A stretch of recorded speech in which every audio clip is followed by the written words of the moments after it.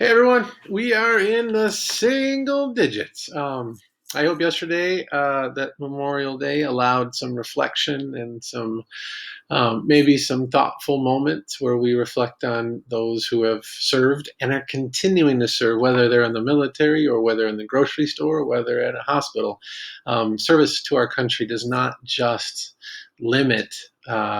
At the armed forces. I mean, there's service to our country happening right now in police forces and in education and in nursing homes. So I hope yesterday was a Memorial Day that honored those who have fallen, but also those who are continue to fight, both in the military and also without. So, day 38, 9 days left. Our quote today comes from Jordan Peele. And if you know Jordan Peele, he's a super talented comedian and actually storyteller. He was responsible for Get Out and for Us, and he's doing the current Twilight Zone. The guy is an amazing storyteller. And he says this: I'm obsessed with giving the audience something they don't see coming. And that's really what storytelling is. And that might be because your story has an interesting ending, or there are details you never saw coming, or maybe just the way it's told is so surprising.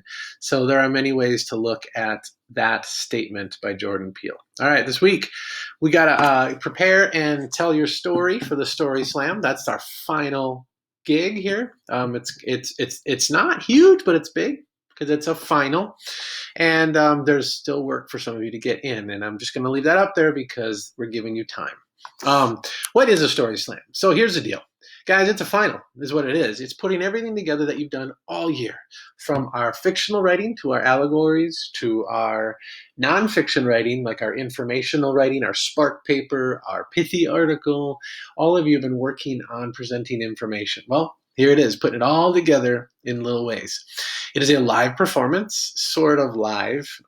It will be live for some and it won't be for others. That's just how this is going to be. It is a nonfiction story that mattered from your life, and it's based on a theme or a lesson. The bottom line is you cannot tell a story during Story Slam that doesn't have a point, right? I've had kids in the past tell a story about when they hurt themselves and they fell down and sprained their ankle. That's not a story. That's a moment. That's a summary. But if you didn't learn something from it, then why do you even remember it? Hurt and pain is not necessarily a lesson unless you make it a lesson. You got to make details in language that make something small or big. This could be a very small moment. Remember the guy with the Kit Kat? Or it could be a bigger moment, maybe a period of your life, maybe a month or so. And it's not memorized and it's not perfect. But the Story Slam is performed. And so we're going to work on getting those pieces of things together. So here's the thing. You got to start with a theme. Remember, everything has to have an idea. It has to have a purpose. It has to have a reason why it exists. And I'm going to give you a choice of three. First one is anger, a moment in time when you felt rage or absolute fury or something. Here's the thing. The further you get away from rage, it actually becomes funny.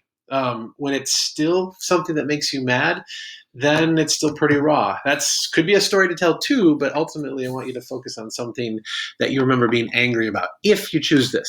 For instance, I had a story back from my past. Before I came to Apple Valley, my principal, my previous school, actually came after me a little bit about something I posted on Facebook. There's nothing to do with schools. And I was furious over that. I still kind of am, but I don't care because I'm not there. All right, another kind of story is humor. And that's a moment in time when you were hugely embarrassed or something outrageously funny happened. Now, again, it has to have a point. Can't just tell a funny story and just leave it at that. There's got to be a reason why you remembered it or you learned something.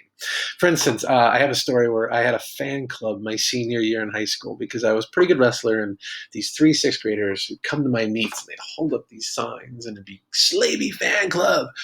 Let me tell you what, no senior in America wants a 6th grade fan club. And I was embarrassed by it. And I remember I had one moment where I was forced to go meet him. And I fell down the bleachers on the way to see him, right in front of him, in front of the whole crowd. It was brutal. So I learned a lot of humility that day. All right. Lastly, it's a catharsis. And a catharsis is something that's very emotional, and it's a release of emotion. And that emotion can be joy or sadness, but a catharsis is a moment that changes you. You never forget it. I can remember very clearly when I won my semifinal match at the state wrestling finals. and I ran to my dad's arms and I just sobbed. Like I never felt that much success in one moment. It was a huge accomplishment, and I just cried, and it was tears of joy.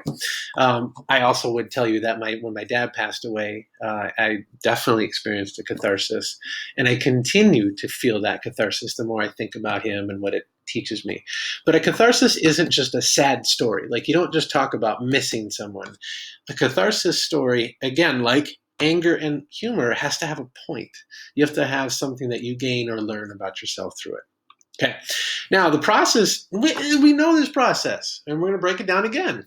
First thing you got to do is brainstorm. So step one is think of a moment or a story that mattered to you. It could be big, it could be small, but it's got to be cathartic, humorous, or angry. You want it to fit in one of those categories. It can be funny, but deal with anger. It can be emotional release, but it can be, happy or sad. So the thing about for me is I made a list, 5 stories real quick, that I have 3 cathartic and 2 humor. I've noticed I don't have a lot of anger. That's fine. Anger is not something that I experience a lot. So not a lot of stories fit in that category, but all these would totally fit, and they are my brainstorm. So here's what I do now. After that, then I start writing. I choose one, and I start writing the story out. And I don't want you to shortchange the details. Don't shortchange you. More is better. All right? More is better. You want to make sure that you are putting as much effort as you can, all the details, as much as you remember, because the more you get done here, the easier it will be done later. Trust me. If you don't do much writing here, I'm going to come after you and force you to. Or I'm going to grade you down. All right. And lastly, after you've brainstormed, you've written, now we start revising. All right. And that means adding and subtracting the interesting stuff. This is the final for ELA. Look at all this stuff that we've had. Sensory detail, emotions, hyperbole, plot, theme, word choice, metaphors, assemblies, paragraphs, explanation. We've done that all year. And you're getting to the point where you need to be able to do all this at some point. I'm not saying you use every one of these. This is not a checklist for your story. But I'll tell you one thing I'm looking at very carefully right here. Word choice. Fun, good, best, bad. They're worthless. If you tell a story where you say, like, oh, I had the best day. It was so fun. I'll never forget it. And you haven't shared at all what the details are about that day, you have a story I don't want to listen to. You do not have a story. You have a summary. So this is something where you got to be putting it on your next level. So here's what I have for you. I'm going to allow you to read this. This is a story I wrote this morning. And then I am going to tell the story on camera, and you're going to see some differences. It's about a high school crush. Actually, junior high into high school crush. And that's her. That's Brooke Hintz. I would say she's still a friend in my life. I don't talk to her very often, but I will never forget this period of my life and what that felt like. So, what do you have to do today?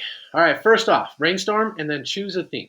Catharsis, anger, or humor. Pick one that you think is going to serve you best. Then write out the story. Basically, you're journaling, but don't shortchange you. Don't try to summarize it in 5 minutes. If you do that, I'm just going to tell you to go back and do it again. Give yourself a space and a time and 25 minutes minimum to just write out that story. Submit to Schoology, and I will give you feedback on that.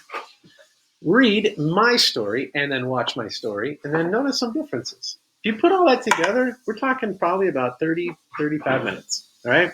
Then work on a strong finish by getting your missing work in. So, people, here we go. Let's finish strong. I can't wait to hear your stories. I can't wait to help you get better stories because we are all storytellers. All right. See you tomorrow.